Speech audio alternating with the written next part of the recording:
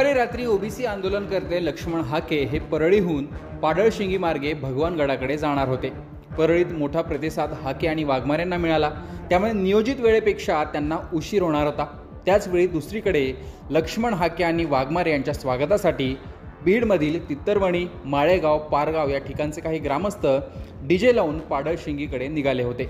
त्यावेळी ओबीसी बांधवांची रॅली रात्री 8 वाजताच्या दरम्यान मातोरी या गावात आली आणि तिथे या रॅलीवर दगडफेक झाली।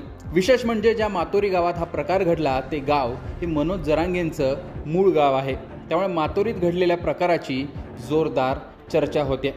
शिरूर तालुक्यातल्या मातोरीत रात्रीच्या अंधारात झालेल्या दगडफेकीवरून 2 वेगवेगळे दावे केले जात आहेत। त्यावरून मराठा विरुद्ध ओबीसी असा वाद या ठिकाणी रंगल्याची ही चर्चा होते। रॅलीतील ओबीसी समाजातील व्यक्तींनी सांगितलं की डीजे घेऊन जात असताना अचानक दगडफेक सुरू झाली।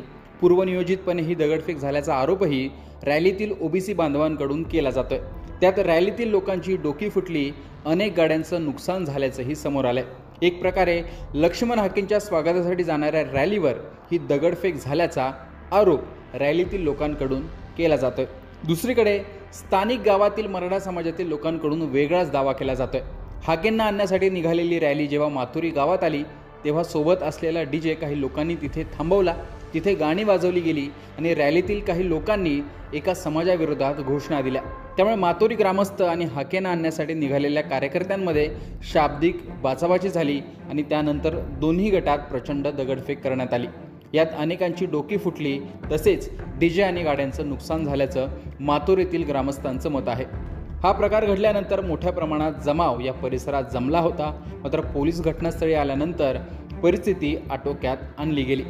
रात्री बीडचे पालकमंत्री धनंजय मुंडेंनी ट्विट करत पोलीस प्रशासनाला निर्देश दिल्याचं देखील म्हटलं होतं आणि आपलं लक्ष असल्याचंही त्या ट्विटमध्ये त्यांनी म्हटलं। मातोरीत घडलेल्या या घटनेचा पोलीस तपास करत आहेत, पण त्यानंतर यावर मनोज जरांगेंनी प्रतिक्रिया देताना या प्रकरणात थेट छगन भुजबळांना ओढलं आणि त्यांच्याकडेच बोट दाखवलं। भुजबळ बघा नादच लागलेला आहे, दंगली घडून आणायची। त्याचा ती स्वभावच होता पहिल्यापासून, शांतता राज्यात राहू द्यायची नाही। मुख्यमंत्र्यांनी आणि गृहमंत्री साहेबांनी त्याच्यावरती खूप लक्ष ठेवलं पाहिजे। त्यांनी सहज ही विषय नाही घेतला पाहिजे, कारण त्यांनी सहज घेतल्यामुळं त्याला थोडी ते मस्ती आल्यासारखा करतो।